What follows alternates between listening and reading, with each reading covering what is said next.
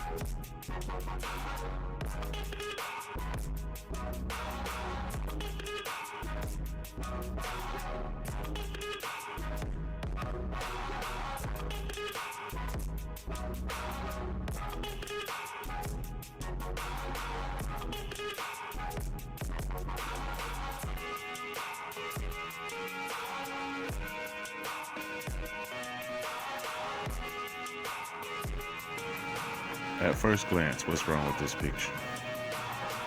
We have some wilted leaves. These are squash plants. This particular one is a blue squash, and then the others are some yellow squash. Come outside, and I noticed something. Hey, little ladybug. I think the ladybug might end up being something that will help me. But you see all them little white things out there? See, that's a problem though. All them little white things. See what's going on with my flowers?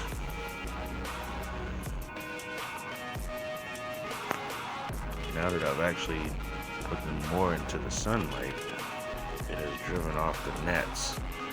But these little white things, those are gnat eggs and mite eggs. And I was trying to figure out what I can do to combat them. That little guy right there. See, in my backyard, I have ants. The ants take care of this kind of problem. I got something new instead.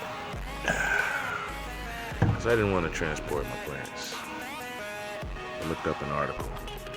It said, douse your plants with a mixture of water and hydrogen peroxide.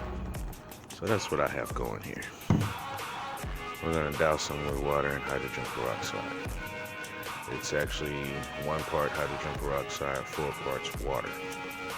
Do it once a week.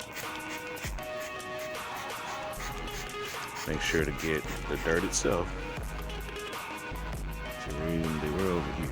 There's a couple of them up in there. This isn't even like a vegetation, but they're in that. They got into my succulents, you know.